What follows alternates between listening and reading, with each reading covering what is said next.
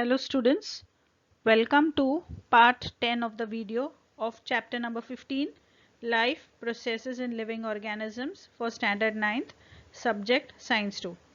This is the last video for this lesson. We will continue with the topic Chemical Control and Coordination. The next endocrine gland in a body is the thymus gland. This is the thymus gland. The thymus gland is located in the thoracic cavity, that is our chest cavity, behind the breastbones, in between the lungs, but in front of our heart.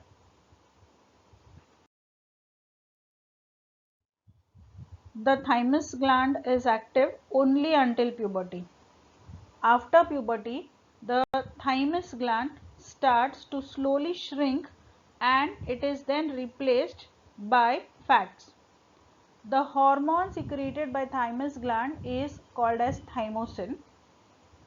Thymosin stimulates the development of special kind of cells which are the disease fighting cells, and these cells are called as the T cells. T cells are specific type of white blood cells. And what is the role of white blood cells in our body? The white blood cells protect our body from viruses and infections. So the thymosin controls the T cells which give rise to immunity in our body.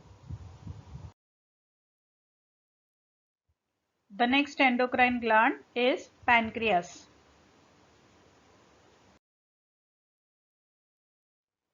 This pear-shaped gland is called as a pancreas. The pancreas is located behind the stomach. It is surrounded by other organs like small intestine, liver, and spleen. It is shaped like a flat pear or fish extended horizontally across the abdomen.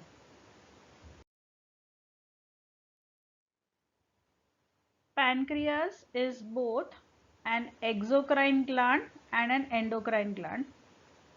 So it is called as a heterocrine gland. As an exocrine gland, pancreas secretes pancreatic juice into the duodenum for the process of digestion.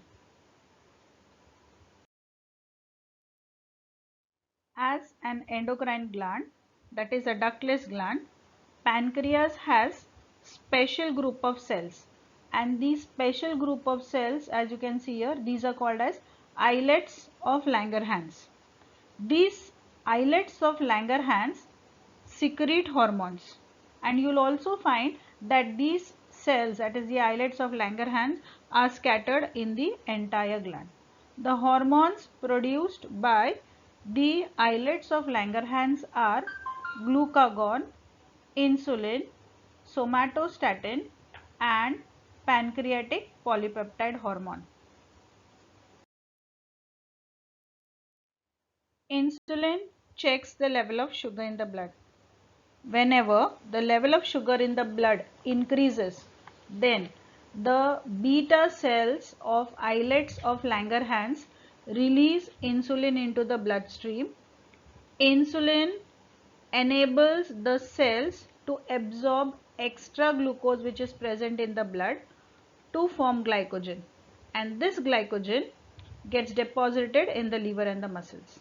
So the level of sugar goes back to normal in the bloodstream because insulin helps to convert glucose into glycogen which is stored in the liver and in the muscles. But what if the level of sugar in the blood decreases? Then in that case, the alpha cells of islets of Langerhans release glucagon into the bloodstream. So when glucagon is released, then glucagon breaks down the glycogen which is present in the liver back to glucose. So once again the level of sugar in the blood rises. The delta cells in the islets of Langerhans release a hormone called as somatostatin. Whenever the levels of insulin and glucagon get too high, Then somatostatin is released because somatostatin will maintain the balance of insulin and glucagon, that is the level of glucose or the balance of glucose and even the salt in the bloodstream is maintained by somatostatin. The Epps cells in the islets of Langerhans produce a hormone which is called as pancreatic polypeptide. This hormone helps in the control of water secretion and absorption from the intestine by stimulating the cells of the intestine to release water and salts in the intestines. So the pancreatic polypeptide controls the movement of intestine and glucose absorption into the intestine. The next endocrine gland is the testis.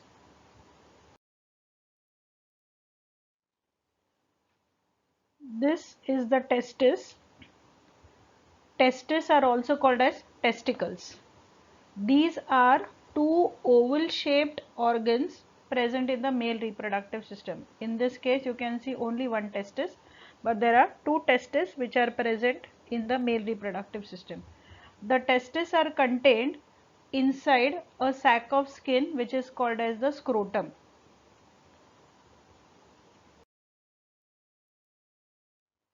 The main functions of the testis is production of male germ cells which are called as sperms and also storing these sperms. The testis also plays an important role in secretion of a hormone which is called as testosterone. Testosterone is important in the normal development of male physical characteristics. During puberty, testosterone is involved in many processes where transition of boy to man takes place.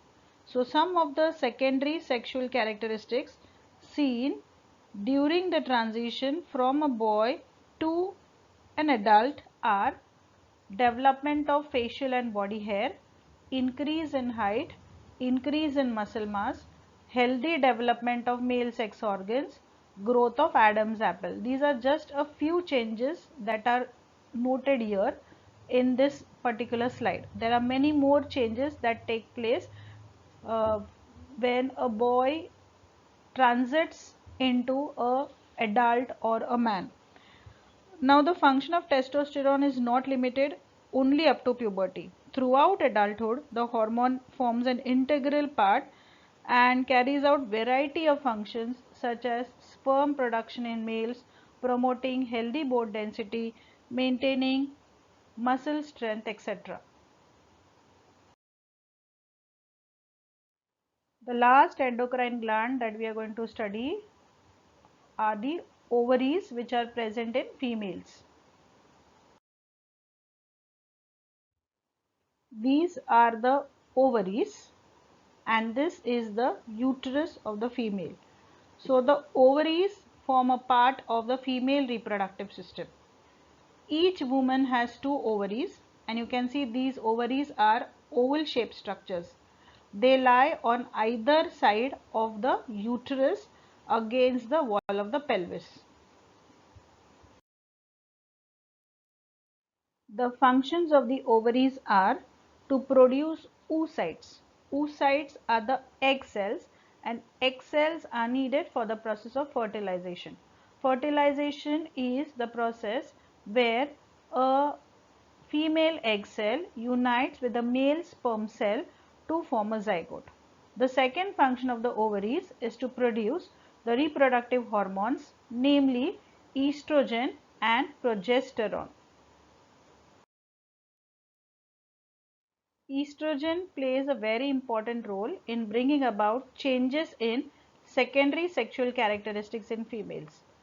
So these changes that take place in females are increase in height, development of breasts, growth in pubic hair and underarm hair, starting of the menstrual cycle, protection of bone health, keeping cholesterol in control. So these are just a few changes in sexual characteristics that are mentioned in the slide.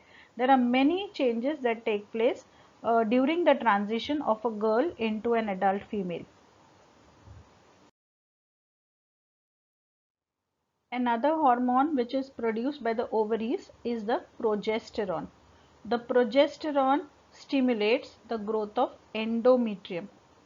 What is this endometrium? Endometrium is the inner lining of the uterus. So what does the progesterone do? The progesterone helps the body of the female to prepare itself for pregnancy by stimulating the growth of this inner lining, which is called as the endometrial lining. What is the need of this endometrial lining? The endometrial lining provides a good environment for implantation of the fertilized egg. That is, when the union of egg and sperm cell takes place, the zygote is formed. The zygote then moves from the fallopian tube into the endometrial lining. The zygote gets embedded in this endometrial lining.